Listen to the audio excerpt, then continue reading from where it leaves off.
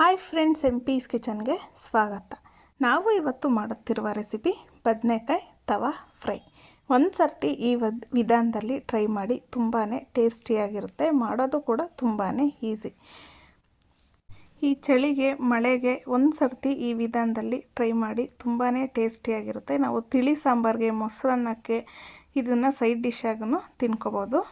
ಹಾಗಿದೆ, ನಮ್ಮ ವಿಡಿಯೋ ನೋಡೋದಕ್ಕಿಂತ ಮುಂಚೆ ಪ್ಲೀಸ್ ನಮ್ಮ ಚಾನಲ್ನ ಸಬ್ಸ್ಕ್ರೈಬ್ ಮಾಡಿ, ಸಪೋರ್ಟ್ ಮಾಡಿ, ಲೈಕ್ ಮಾಡಿ, ಶೇರ್ ಮಾಡಿ, ಪಕ್ಕದಲ್ಲೇ ಕಾಣೋ ಬೆಲ್ ಐಕ್ ಮೇಲೆ ಕ್ಲಿಕ್ ಮಾಡಿ. ಹಾಗಿದ್ರೆ ಬದನೆಕಾಯಿ ತವಾ ಫ್ರೈ ಮಾಡೋ ವಿಧಾನ ಹೇಗೆ ನೋಡೋಣ ಬನ್ನಿ. ಫಸ್ಟು ನಾವು ಮಸಾಲೆನ ಕಲಿಸ್ಕೋಬೇಕಾಗುತ್ತೆ. ನಾನಿಲ್ಲಿ ಒಂದು ಪ್ಲೇಟ್ ತೊಗೊಂಡಿದ್ದೀನಿ.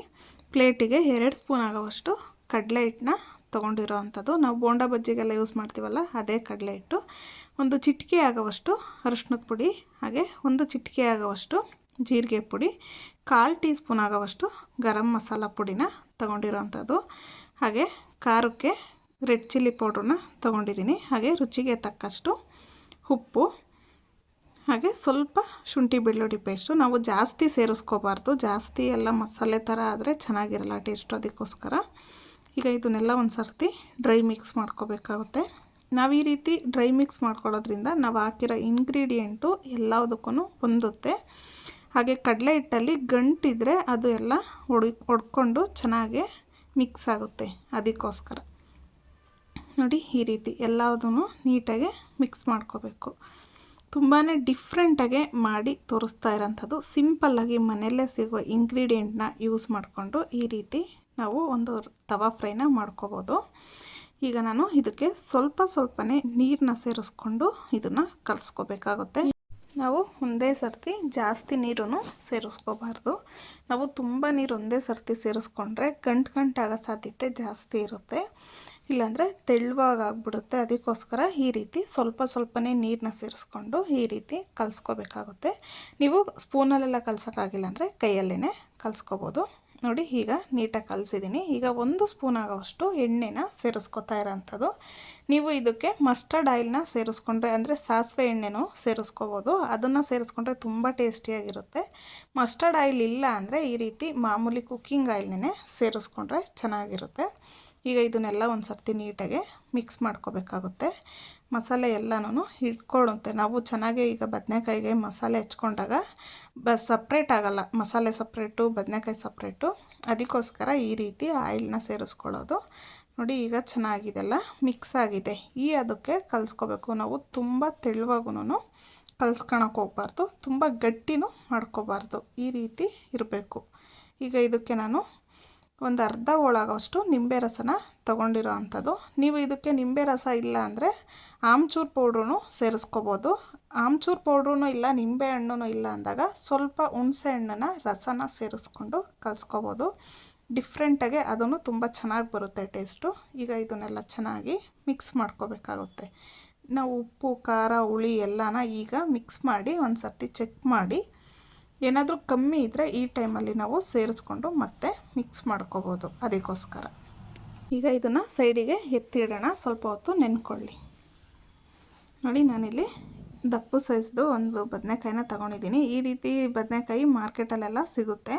ಇದು ತುಂಬ ಟೇಸ್ಟಿಯಾಗಿರುತ್ತೆ, ಅದಕ್ಕೋಸ್ಕರ. ಈಗ ಇದನ್ನು ಕಟ್ ಮಾಡ್ಕೊಳ್ಳೋಣ. ನಿಮಗೆ ಯಾವ ಶೇಪಲ್ಲಿ ಬೇಕೋ ಆ ಶೇಪಲ್ಲಿ ಕಟ್ ಮಾಡ್ಕೋಬೋದು. ನಾನಿಲ್ಲಿ ರೌಂಡ್ ಶೇಪಲ್ಲಿ ಕಟ್ ಮಾಡಿ ತೋರಿಸ್ತಾ ಇರೋ ಅಂಥದ್ದು. ಈಗ ಬದನೆಕಾಯಿ ಎಲ್ಲನೂ ಪೀಸಾಗಿ ಮಾಡ್ಕೊಳ್ಳೋಣ. ನೋಡಿ, ಈ ರೀತಿ ನಾನು ತುಂಬ ದಪ್ಪನೂ ಮಾಡ್ಕೊಂಡಿಲ್ಲ, ತುಂಬ ತೆಳುವಾಗೂ ಮಾಡ್ಕೊಂಡಿಲ್ಲ, ಮೀಡಿಯಮ್ ಸೈಜಲ್ಲಿ ನಾನು ಸ್ಲೈಸಾಗಿ ಕಟ್ ಮಾಡಿ ತೊಗೊಂಡಿರೋ ಅಂಥದ್ದು. ಈಗ ಇದನ್ನು ನಾವು ವಾಶ್ ಮಾಡ್ಕೋಬೇಕಾಗುತ್ತೆ. ನಾನಿಲ್ಲಿ ಒಂದು ಬೌಲಲ್ಲಿ ನೀರು ತಗೊಂಡು ಅದಕ್ಕೆ ನಾವು ಕಟ್ ಮಾಡ್ಕೊಂಡಿದ್ದಂಥ ಬದನೆಕಾಯಿನ ಸೇರಿಸ್ಕೊಂಡು ನೀಟಾಗಿ ವಾಶ್ ಮಾಡ್ಕೊಳ್ಳೋಣ. ನೀವು ಟೈಮ್ ಇದ್ದರೆ ಒಂದು 10 ನಿಮಿಷ ಅದರಲ್ಲೇ ಬಿಟ್ಟರೆ ಅದು ಕಹಿ ಅಂಶ ಎಲ್ಲ ಅದು ಹೋಗ್ಬಿಡುತ್ತೆ, ತುಂಬ ಚೆನ್ನಾಗಿ ಬರುತ್ತೆ ಟೇಸ್ಟು. ಅದಕ್ಕೋಸ್ಕರ ಈಗ ಇದಕ್ಕೆ ಉಪ್ಪನ್ನು ಸೇರಿಸ್ಕೊಂಡು ನಾವು ತೊಳ್ಕೊಬೋದು. ಈಗ ನಾನು ಒಂದು 10 ನಿಮಿಷ ನೀರಲ್ಲಿ ಹಾಗೆ ಬಿಟ್ಟಿದ್ದೀನಿ. ನಾವು 10 ನಿಮಿಷ ಬಿಡೋ ಅಷ್ಟರೊಳಗಡೆ ಮಸಾಲೆನೂ ಚೆನ್ನಾಗಿ ನೆನ್ಕೊಂಡಿರುತ್ತೆ. ಈಗ ನೀರಿಂದ ಸಪ್ರೇಟ್ ಮಾಡಿ ನಾವು ಬದನೆಕಾಯಿ ಪೀಸ್ಗಳನ್ನ ತಟ್ಟೆ ಒಳಗಡೆ ಸೇರಿಸ್ಕೊತಾ ಇದ್ದೀನಿ. ನೀರೇನೂ ಇರಬಾರ್ದು, ನೀಟಾಗಿ ಅದನ್ನು ಬಸ್ಬಿಟ್ಟು ತಗೋಬೇಕಾಗುತ್ತೆ. ಇಲ್ಲಾಂದರೆ ನಾವು ಮಸಾಲೆನ ನಮಗೆ ಕನ್ಸಿಸ್ಟೆನ್ಸಿ ನೋಡಿಕೊಂಡು ಕಲಿಸ್ಕೊಂಡಿರ್ತೀವಿ. ನಾವು ನೀರು ಹಾಗೆ ಹಾಕ್ಬಿಟ್ರೆ ಅದು ತೆಳುವಾಗ್ಬಿಡುತ್ತೆ, ಮತ್ತು ಮಸಾಲೆ ಹತ್ತೋದಿಲ್ಲ ಈ ಬದನೆಕಾಯಿಗೆ. ಅದಕ್ಕೋಸ್ಕರ ಈಗ ಒಂದೊಂದೇ ಬದನೆಕಾಯಿ ಪೀಸಸ್ನ ತಗೊಂಡು ನೀಟಾಗಿ ಅಪ್ಲೈ ಮಾಡ್ಕೋಬೇಕಾಗುತ್ತೆ. ಎರಡೂ ಬದಿಗೆ ನೀಟಾಗಿ ನಾವು ಈ ರೀತಿ ಅಪ್ಲೈ ಮಾಡ್ಕೋಬೇಕು. ಆವಾಗ ತುಂಬ ಚೆನ್ನಾಗಿ ಮಸಾಲೆ ಅನ್ನೋದು ಇಟ್ಕೊಳ್ಳುತ್ತೆ. ಅದಕ್ಕೋಸ್ಕರ ನೋಡಿ ಈ ರೀತಿ ನಾವು ಆಯಿಲ್ ಹಾಕಿ ಕಲಿಸ್ಕೊಂಡ್ರೆ ಈ ರೀತಿ ನೀಟಾಗಿ ಅಪ್ಲೈ ಆಗುತ್ತೆ. ಇಲ್ಲ ಅಂದರೆ ಸಪ್ರೇಟು ಹಾಗೆ ಬಿಟ್ಕೊಳ್ಳುತ್ತೆ. ಅದಕ್ಕೋಸ್ಕರ ಈಗ ಎರಡೂ ಕಡೆ ಅಪ್ಲೈ ಮಾಡ್ಕೊಳ್ಳೋಣ. ಈಗ ಎಲ್ಲ ಬದನೆಕಾಯಿಗೂ ಇದೇ ರೀತಿ ನೀಟಾಗಿ ನಾವು ಹಚ್ಕೋಬೇಕಾಗುತ್ತೆ. ನೋಡ್ತಾ ಇದ್ದೀರಲ್ಲ ಎಷ್ಟು ಚೆನ್ನಾಗಿ ಅಪ್ಲೈ ಆಗಿದೆ ಅಂತೇಳ್ಬಿಟ್ಟು. ಈ ಕನ್ಸಿಸ್ಟೆನ್ಸಿಲಿದ್ರೆ ಚೆನ್ನಾಗೇ ಇಟ್ಕೊಳ್ಳುತ್ತೆ. ಇಲ್ಲಾಂದರೆ ತೆಳುವಾದರೆ ಅಷ್ಟು ನೀಟಾಗಿ ಅದು ಕೋಟಿಂಗು ಆಗೋದಿಲ್ಲ. ಅದಕ್ಕೋಸ್ಕರ ನೋಡಿ ಹೀಗೆಲ್ಲ ಬದನೆಕಾಯಿನೂ ನೀಟಾಗಿ ಮಸಾಲೆನ ಹಚ್ಬಿಟ್ಟು ತೊಗೊಂಡಿರೋ ಅಂಥದ್ದು. ಇದನ್ನು ಒಂದು 10 ನಿಮಿಷ ನಾವು ಟೈಮ್ ಇದ್ದರೆ ಮ್ಯಾರಿನೇಟಾಗಿ ಹಾಕ್ಬಿಟ್ರೆ ತುಂಬಾ ಟೇಸ್ಟಿಯಾಗಿ ಉಪ್ಪು ಖಾರ ಹಿಡಿದು ನಮಗೆ ತಿನ್ನಬೇಕಾದ್ರೆ ಟೇಸ್ಟ್ ಅನ್ನೋದು ಸಿಗುತ್ತೆ. ಅದಕ್ಕೋಸ್ಕರ ನೋಡ್ತಾ ಇದ್ದೀರಲ್ಲ, ನಿಮಗೆ ಟೈಮ್ ಇಲ್ಲ ಅಂದಾಗ ಡೈರೆಕ್ಟು ಹಾಗೇ ಮಾಡ್ಕೋಬೋದು. ಕೇವಲ ಒಂದು 10 ನಿಮಿಷದಲ್ಲಿ ನಾವು ಈ ರೆಸಿಪಿನ ಮಾಡ್ಕೋಬೋದು ಸೈಡ್ ಡಿಶ್ ಆಗಿ. ಈಗ 10 ನಿಮಿಷ ನೆನೆಯೋದಕ್ಕೆ ಬಿಡೋಣ. ನೆಕ್ಸ್ಟು ನಾನಿಲ್ಲಿ ಒಂದು ಪ್ಯಾನ್ ತೊಗೊಂಡಿದ್ದೀವಿ. ನೀವು ತವನಾದರೂ ತೊಗೋಬೋದು, ಇಲ್ಲಾಂದರೆ ದೋಸೆ ತವ ಇರುತ್ತಲ್ಲ ಅದು, ಇಲ್ಲಾಂದರೆ ಈ ರೀತಿ ಪ್ಯಾನ್ನಾದ್ರೂ ತೊಗೋಬೋದು.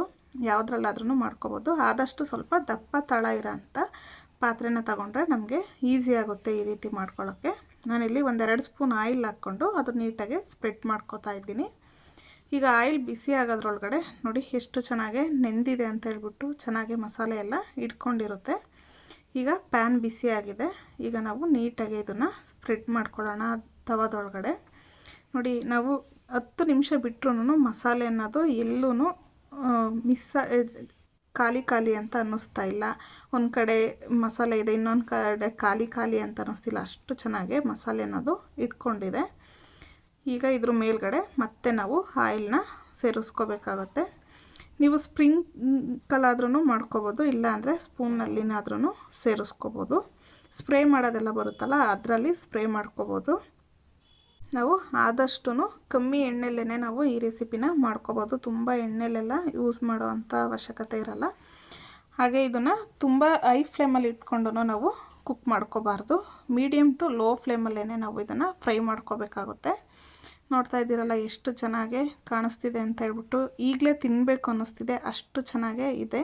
ಈಗ ಇದನ್ನು ಲಿಡ್ ಕ್ಲೋಸ್ ಮಾಡಿ ಒಂದು 2 ನಿಮಿಷ ನಾವು ಲೋ ಫ್ಲೇಮಲ್ಲೇ ಕುಕ್ ಮಾಡ್ಕೋಬೇಕಾಗುತ್ತೆ. ನಾವು ಈ ರೀತಿ ಲಿಡ್ ಕ್ಲೋಸ್ ಮಾಡಿ ಕುಕ್ ಮಾಡಿದ್ರೆ ಮೇಲ್ಗಡೆ ಇರೋ ಮಸಾಲೆನೂ ಚೆನ್ನಾಗಿ ಹಾಗೇ ಇಟ್ಕೊಂಡಿರುತ್ತೆ, ಹಾಗೆ ಸ್ವಲ್ಪ ಚೆನ್ನಾಗಿ ಫ್ರೈ ಆಗಿರುತ್ತೆ. ಅದಕ್ಕೋಸ್ಕರ ಈಗ ಇದನ್ನು ಇನ್ನೊಂದು ಕಡೆ ಟರ್ನ್ ಮಾಡ್ಕೊಳ್ಳೋಣ.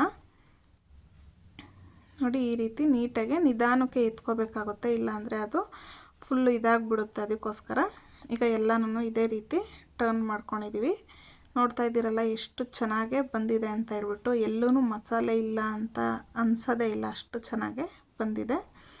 ಒಂದು 2-3 ನಿಮಿಷ ಇದನ್ನು ಲೋ ಫ್ಲೇಮಲ್ಲೇ ಇಟ್ಕೊಂಡು ಆಮೇಲೆ ನಾವು ಇನ್ನೊಂದು ಸೈಡನ್ನು ಅದೇ ರೀತಿ ಕುಕ್ ಮಾಡ್ಕೋಬೋದು. ಕುಕ್ ಮಾಡಿಕೊಂಡ್ರೆ ಇದು ಪರ್ಫೆಕ್ಟಾಗೇ ಬರುತ್ತೆ. ಈಗ ಕೊನೆಯಲ್ಲಿ ನಾನು ಕೊತ್ತಂಬರಿ ಸೊಪ್ಪನ್ನ ಸೇರಿಸ್ಕೊತಾ ಇರೋ ಅಂಥದ್ದು. ತುಂಬಾ ಚೆನ್ನಾಗಿರುತ್ತೆ ಫ್ಲೇವರು. ಅದಕ್ಕೋಸ್ಕರ ನೋಡ್ತಾ ಇದ್ದೀರಲ್ಲ ಎಷ್ಟು ಚೆನ್ನಾಗಿ ಬಂದಿದೆ ಅಂತ ಹೇಳ್ಬಿಟ್ಟು. ಮೊಸರನ್ನಕ್ಕೆ, ತಿಳಿ ಸಾಂಬಾರಿಗೆ ಇದನ್ನು ಬಿಸಿದಲ್ಲೇ ತಿಂದರೆ ಕ್ರಿಸ್ಪಿಯಾಗಿರುತ್ತೆ. ಸ್ವಲ್ಪ ಹೊತ್ತಾದಮೇಲೆ ಸ್ಮೂತ್ ಆಗುತ್ತೆ. ನಾವು ಬರೀ ರೈಸ್ಗೆ ತುಪ್ಪ ಸೇರಿಸ್ಕೊಂಡು ಬರೀ ಈ ರೀತಿ ಬದನೆಕಾಯಿನೇ ಸೇರಿಸ್ಕೊಂಡು ತಿನ್ಕೋಬೋದು. ಅಷ್ಟು ಚೆನ್ನಾಗಿರುತ್ತೆ. ಚಪಾತಿಗೆಲ್ಲ ತಿನ್ಬೋದು. ತುಂಬಾ ಡಿಫ್ರೆಂಟಾಗಿ ಟೇಸ್ಟಿಯಾಗಿ ಮನೆಯಲ್ಲೇ ಸಿಗೋ ಇಂಗ್ರೀಡಿಯೆಂಟ್ನ ಯೂಸ್ ಮಾಡಿಕೊಂಡು ಮಾಡ್ಬೋದು. ನೀವು ಒಂದು ಸರ್ತಿ ಇದನ್ನು ಟ್ರೈ ಮಾಡಿ ಹೇಗೆ ಬಂತು ಎಂದು ಕಮೆಂಟ್ ಮೂಲಕ ತಿಳಿಸಿ.